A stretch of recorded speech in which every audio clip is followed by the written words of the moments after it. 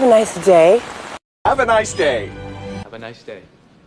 ሰናይ መዓልቲ have a nice day have a nice day መልካም ቀን Have a nice trip. Have a nice trip, Jeff. Have a good weekend. Have a good weekend. Have a good weekend, Tori.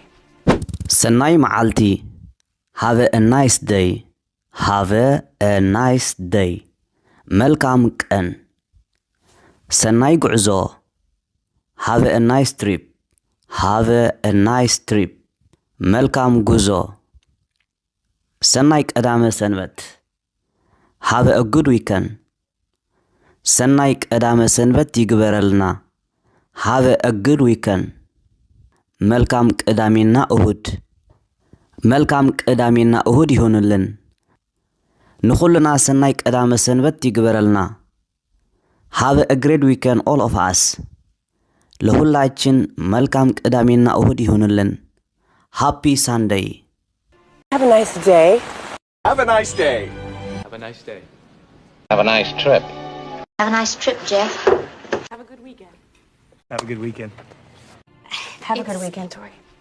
ሰላምታ ግሪቲን ሰላምታ ንብዙሓት ሰባት ፕሉራል ለብዙ ሰዎች ከመይ ሓዲርኩም ጉድ ሞርኒንግ እንደምን አደራችሁ ከመይ ውዕልኩም ጉድ አፍተርኑን እንደምን ዋላችሁ ከመይ አምሲኹም ጉድ ኢቭኒንግ እንደምን አመሻሹ ደሓን ሕደሩ ጉድ ናይት ደህና አደሩ ንወዲ ፎር ሜይል ለወንድ ከመይ ሓዲርካ ጉድ ሞርኒንግ እንደምን አደርክ ከመይ ውዕልካ ጉድ አፍተርኑን እንደምን ዋልክ ከመይ አምሲኻ ጉድ ኢቭኒንግ እንደምን አመሸህ ደሓን ሕደር ጉድ ናይት ደህና አደር ንጓል ፎር ፊሜይል ለሴት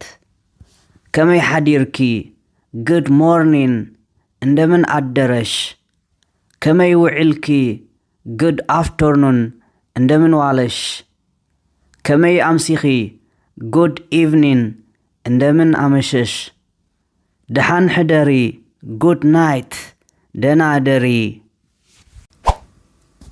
መዓልቲ ደይ ቀን ለይቲ ናይት ሌሊት ንግሆ ሞርኒንግ ጠዋት ፍርቂ መዓልቲ ሚድደይ እኩለ ቀን ድሕሪ ቀትሪ አፍተርኑን ከሰዓት ምሸት ኢቭኒንግ ምሸት ማታ ቦፍ you can say that ፍርቂ ለይቲ ሚድናይት እኩለ ሌሊት ትግርኛ መዓልቲ ለይቲ ንግሆ ፍርቂ መዓልቲ ድሕሪ ቀትሪ ምሸት ፍርቂ ለይቲ English day night morning midday afternoon evening midnight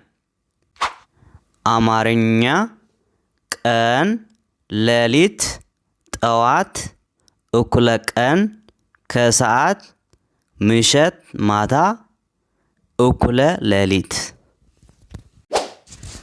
ቅድሚ ትማሊ the day before yesterday ከትናንት በፊት ትማሊ yesterday ትናንት ሎሚ today ዛሬ ጽባሕ tomorrow ነገ ድሕሪ ጽባሕ the day after tomorrow ከነገ በኋላ ሕጂ now አሁን ድሕሪ ሓፂር እዋን soon በቅርቡ ደሓር later በኋላ